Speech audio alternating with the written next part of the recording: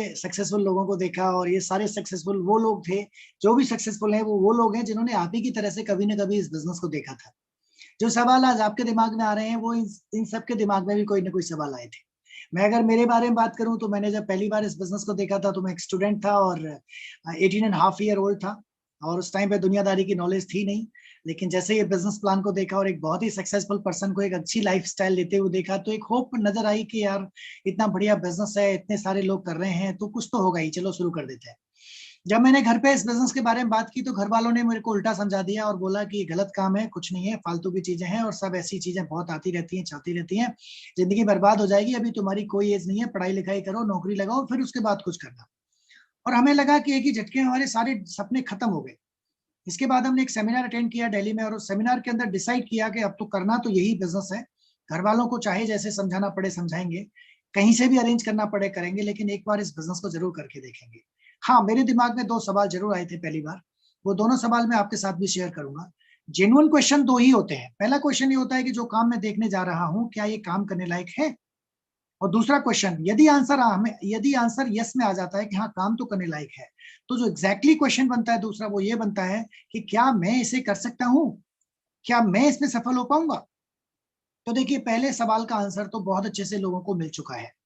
इस बिजनेस के द्वारा लोगों की लाइफ कहां से कहां पहुंची है। हमारी टीम में ऐसे इस हमारी टीम को छोड़िए, इस स्क्रीन पर अभी जो लोगों को आप देख रहे हैं, ललित हैं जिन्होंने आईएएस क्वालिफाई कर लिया था और उसके बाद इन्होंने जॉब करना उचित नहीं समझा, ये बिजनेस किया। विजय कौशल जी हैं, अपना फार्म हाउस रन करते हैं, इसके बावजूद इस बिजनेस को बिल्ड कर रहे हैं। विनोद चौधरी जी हैं जो बिल्कुल स्टार्टिंग अपना जॉब शुरू ही किए थे और इस बिजनेस के द्वारा आज लग्जूरियस लाइफस्टाइल ले रहे हैं। गोपीचंद चौधरी जी हैं जो एक बहुत अच्छे जॉब के अंदर हैं, इसके बावजूद इस बिजनेस को बिल्ड कर रहे हैं। राम राकेश एंड प्रियंका शर्मा जी को जब पहली बार मैंने एक मीटिंग के अंदर देखा तो मेरा दिमाग घूम गया। 95, 94, 90s में जिन लोगों के इंस्टीट्यूट, कंप्यूटर इंस्टीट्यूट थे, वो लोग किंग थे उस टाइम पर, वो लोग पैसा बना रहे थे उस टाइम पर। यानी आईटी इंडस्ट्री में सबसे ज्यादा पैसा था और जिनका इंस्टीट्यूट था, जो कंप्यूटर ठीक भी करते थे, बंदों को पढ़ाते भी थे, सब कुछ उनके होता था। और उसके बावजूद उन्होंने ना केवल एमवे बिजनेस को ज्वाइन किया बल्कि इस बिजनेस के माध्यम से विद इन 1 और 2 ईयर वो इंस्टीट्यूट बंद कर दिया। अनबिलीवेबल। उसके बाद सचिन एंड अलका जी दोनों सॉफ्टवेयर इंजीनियर, हार्डवेयर इंजीनियर, और इसके बावजूद एक फर्टाइल ब्रेन होते हुए भी इस बिजनेस को बिल्ड कर रहे हैं। यहाँ पे आपने ईश्वर जी को देखा जो दूध का बिजनेस शुरू किए थे और आज एक बहुत अच्छा बिजनेस बना चुके थे ऑलरेडी। इस बिजनेस में आने से पहले ऑलरेडी एक अच्छे 4 व्हील, एक अच्छी लाइफस्टाइल उनके पास थी। इसके बावजूद वो लोग इस बिजनेस को बिल्ड कर रहे हैं। और सो मेनी पीपल यहाँ पे जो आप स्क्रीन पे देख रहे हैं, नंदा जी हैं इलेक्ट्रॉनिकल्स इंजीनियर, इलेक्ट्रिकल इंजीनियर, लाल सिंह जी स्टूडेंट, नरेश जी टीचर, हर प्रोफाइल के लोग हैं, मैं सबका नाम नहीं लूंगा लेकिन इतने सारे लोग हैं जो अलग अलग प्रोफाइल से हैं। तो ये अपने आप में बहुत कुछ कह देती है बात। और ये बात क्या कह देती है कि काम तो करने लायक है। मैं जब सेमिनार में गया तो मैंने देखा कि एक आईआईटी गोल्ड मेडलिस्ट इस बिजनेस को बिल्ड कर रहे थे और उसी साल वो रिटायर हुए थे। और रिटायर किस जॉब से हुए थे? एक ऐसा जॉब जहां पर जब उन्होंने इस बिजनेस को देखा था तब उनका और उनका वाइफ का सैलरी मिला के $2.5 लाख था पर ईयर। मीन्स आज अगर मैं कैलकुलेट करूं तो 1.5 करोड़ रुपया साल का बना रहे थे वो इस बिजनेस में आने से पहले। इसके बावजूद वो इस बिजनेस को स्टार्ट करने का निर्णय लेते हैं। और ये कोई एडवर्टाइजमेंट के लिए नहीं हुआ है, वो ना केवल निर्णय लेते हैं बल्कि 8 साल के अंदर अंदर ऐसा बिजनेस बना देते हैं कि वो अपना वो जॉब छोड़ देते हैं। एंड ये बात मेरे लिए बड़ी शॉकिंग थी, यानी शॉकिंग नहीं कहूंगा, मिसमराइज करने वाली बात थी, इंस्पायर करने वाली बात थी। एक साइंटिस्ट जो बहुत अच्छे पद पे हैं, उनकी wife head of the department है न्यूक्लियर मेडिसिन में, एक सिटी बैंक ऑफ अमेरिका के वाइस प्रेसिडेंट, इतने सारे अलग अलग प्रोफाइल्स के लोग देखे तो एक फेथ बना कि काम करने लायक है। आप सबके पास, हमने सब फॉरेनर लोगों को देखा, आपके पास आपके आसपास लोग हैं, आपको जिन्होंने इन्वाइट किया है उनके द्वारा मिलिए किसी, उनके अपलाइन प्लेटिनम होंगे। प्लैटिनम है तो फाउंडर प्लैटिनम से मिलिए, एमरल्ड से मिलिए, डायमंड से मिलिए। ये वो लोग हैं जो ऑर्डिनरी पीपल थे, आम आपकी तरह रहते थे और इस बिजनेस के द्वारा आज एक्स्ट्रा ऑर्डिनरी लाइफस्टाइल इन्होंने ली है। तो पहले सवाल का जवाब तो ये है कि काम तो करने लायक है। एक हाई प्रोफाइल से लेके low profile, financial background solid है या नहीं है, एकेडमिक एजुकेशन है या नहीं है, लेकिन वो लोग इस बिजनेस के द्वारा लग्जूरियस लाइफस्टाइल ले रहे हैं। क्वेश्चन नंबर 2, क्या मैं इसे कर सकता हूं? इसके लिए सिंपल आंसर है, टीम वर्क है। आप अकेले इसे नहीं कर सकते, मैं भी इसे अकेला नहीं कर सकता था। सक्सेसफुल टीम, सक्सेसफुल लोगों की टीम आपको सक्सेसफुल कराने को तैयार है अगर उनकी हेल्प आप लेने को तैयार हैं और आप प्रूव करते हैं कि आप वो हेल्प डिजर्व करते हैं, आप विलिंग टू लर्न हैं, आप विलिंग टू चेंज हैं, आप विलिंग टू अपडेट हैं, तो एक्सपर्ट टीम आपको सफल करा ही देगी, बट आपको प्रूव करना होगा। तो जब दोनों सवालों का आंसर मुझे मिला तो मैंने डिसाइड किया, मैंने स्टार्ट किया। इस बिजनेस के द्वारा जिंदगी में क्या क्या मिला वो हम यहाँ बता भी नहीं सकते। कितने सारे फॉरेन ट्रिप्स, बढ़िया लाइफस्टाइल, बढ़िया घर, बढ़िया गाड़ियां, सब कुछ इस बिजनेस ने दिया। सबसे बड़ी चीज दी एक आम आदमी को। मैं गांव में रहता था, मेरा वोकेबलरी, मेरा प्रोनाउंसिएशन, मेरा एजुकेशन, मेरा एकेडमिक तो बिल्कुल था ही नहीं कुछ भी। हम टाट पट्टी पे पढ़े हैं, हम गांव में जाके पढ़े हैं, सरकारी स्कूल में एजुकेशन हुई है हमारी। उसके बावजूद जब हम इस बिजनेस में आए तो हमें बोलना नहीं आता था। विनोद सर की गाड़ी में बैठ के मैं भरतपुर से कुम्हेर तक गया था, पीछे डिग्गी में बैठ के, और मैं पूरे रास्ते हिम्मत जुटाता गया था, ये पूछ लूं इनसे कि सर मैं एज ए स्टूडेंट कर पाऊंगा क्या इस बिजनेस को।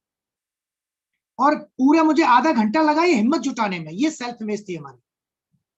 वहां जाके लास्ट में मैं छोटा सा सवाल किया इनको। गोपी जी के घर में जब पहली बार गया तो जब उन्होंने खाना ऑफर किया तो मेरे को मतलब मैं खाना नहीं खा पाया उनके साथ बैठ के। वो चारपाई पे बैठ के खाना खा रहे थे, मैं जमीन पे बैठ के खाना खाया मैंने उनके घर। मैंने कहा, उन्होंने कहा कि साथ में बैठ के खाते ना। तो मेरी इतनी सेल्फ इमेज नहीं थी कि मैं उनके साथ बैठ के खा सकता। मैंने कह दिया कि सर इस बिजनेस में आप मेरे गुरु हैं, गुरु के साथ कैसे बैठ के खा सकता हूँ। थैंक गॉड इतना भी एटिकेट था, इतना तो था।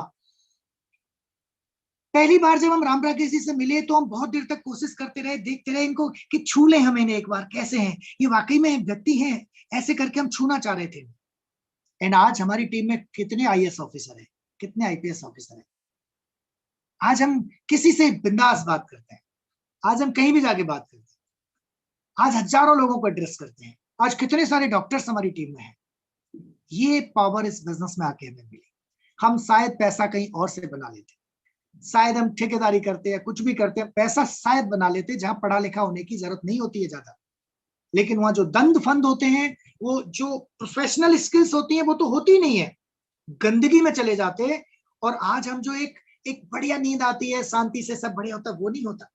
सो मुझे सबसे बड़ी बात इस बिजनेस की लगती है कि आपको स्किल्ड बनने का मौका मिलता है, आपको संस्कारी बनने का मौका मिलता है। ये business best of the best combination है ट्रेडिशंस का और मॉडर्नाइजेशन का। Best of the best combination, latest तरीके से, मॉडर्नाइज तरीके से आप ग्रो कर सकते हैं। नाउ द क्वेश्चन इज, कितने तरीके के लोग आपको मिलेंगे? कुछ मैं अपने एक्सपीरियंसेस आपके साथ शेयर करता हूं।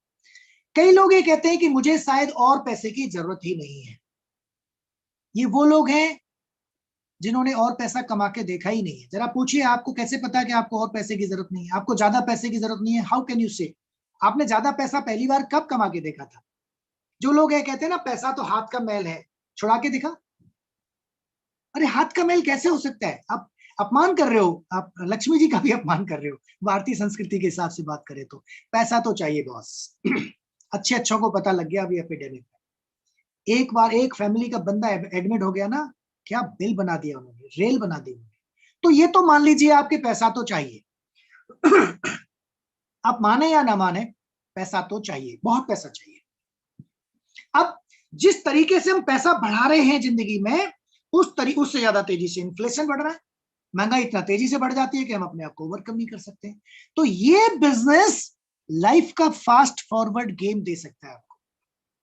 आप 3 से 4 साल में इन्फ्लेशन को 3 गुनी स्पीड से क्रॉस करके आप जा सकते हैं आगे।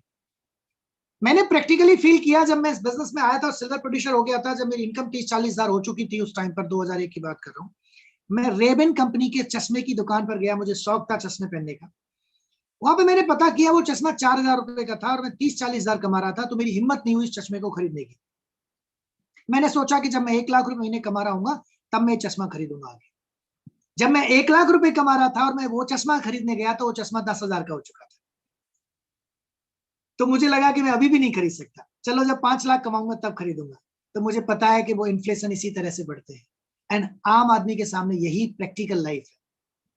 हमें ध्यान है, हमारे सारे घर वालों के कपड़े एक साथ नहीं आते थे, कभी एक के, कभी एक के, कभी एक के। सबके घरों में ऐसा होता है, काश ये हो जाता, काश वो हो जाता, ये हो जाता। अरे भैया, ये काश करते करते जब आप सोच रहे थे तभी तो भगवान ने बिजनेस आज आपके पास भेजा है।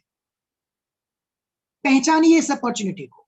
ये अपॉर्चुनिटी आपके पास चल के इसीलिए आई है कि आप कुछ ढूंढ रहे हैं।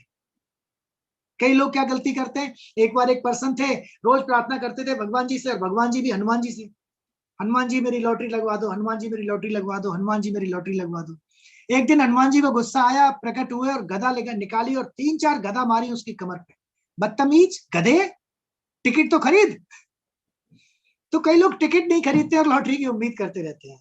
So today you have got a ticket. ये बिजनेस आपके लिए एक टिकट बन सकता है, एक ऐसा टिकट जो आपकी नहीं, आपकी आने वाली जनरेशन तक की लाइफ चेंज कर सकता है। Think about it.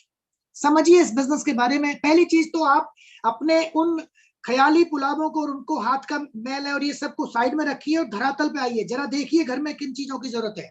अगर आपको नहीं है तो जरा बच्चों से पूछ के देखिए कि बेटा आज आपको बताओ क्या क्या चाहिए, बेटी आपको बताओ क्या क्या चाहिए। घर में वाइफ को बोलिएगा जरा क्या क्या चाहिए।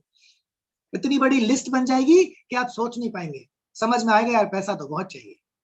अब जरा फिर से धरातल पे आइए और फिर देखिए ऑप्शंस क्या क्या हैं।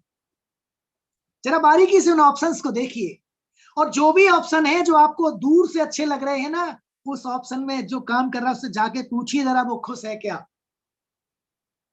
जरा देखिए उस अपॉर्चुनिटी के एंड में जो आदमी उस काम को कर रहा है उसका एंड पार्ट देखिए, क्या वो आपको चाहिए। अगर नहीं चाहिए तो एक प्लेटफॉर्म आज आपके सामने है। एक ऐसा प्लेटफॉर्म है जहां पे कोई पैसा नहीं लगता। एक ऐसा प्लेटफॉर्म है जहां पे आपको बड़ी कोई एजुकेशन की जरूरत नहीं है। एक ही क्वालिफिकेशन चाहिए, आप ड्रीमर होने चाहिए, आप एम्बिशियस होने चाहिए, आप चेंज होने को तैयार होने चाहिए, आप डिसिप्लिन्ड होने चाहिए, आप ऑनेस्ट होने चाहिए, आपके पास एक मेंटर होना चाहिए। अगर ये चीज आपके पास है, आपको इस बिजनेस के द्वारा सक्सेसफुल होने से कोई नहीं रोक सकता। ये कमाल की अपॉर्चुनिटी है, लेकिन इस बिजनेस में भी एक कमी है। वो कमी मैं आपको बता देता हूं। वो कमी है, चूंकि ये बिजनेस पावर ऑफ नेटवर्किंग है, लोगों का टाइम आप मल्टीप्लाई, लोगों को आप अपना टाइम बढ़ाते हैं, लोगों को सिखाकर, लोगों को ओनरशिप दिलाकर, लोगों को ओनर बनाकर। तो चूंकि यहां पर आपको फ्रीडम मिलेगा पावर ऑफ नेटवर्किंग से, और नेटवर्क ऑफ ओनर्स का बना के, और नेटवर्क ऑफ ओनर्स आप बना सकते हैं कॉन्सेप्ट ऑफ डुप्लीकेशन से। आप लोगों को सैलरी तो देते नहीं है, आप लोगों के बॉस तो होते नहीं है, आप डंडे से तो लोगों को चला नहीं सकते हैं। आप लोगों से वही करा सकते हैं या वही करने की उम्मीद कर सकते हैं जो आप खुद कर रहे हैं। सो ओनर्स का नेटवर्क वही बना पाएगा जो खुद ओनर है। मेरे को एक चीज क्लियर कट है, मेरे फंडामेंटल क्लियर कट है इस मामले में कि ये बिजनेस पावर ऑफ नेटवर्किंग है। इस बिजनेस का नाम है नेटवर्क डिस्ट्रीब्यूशन।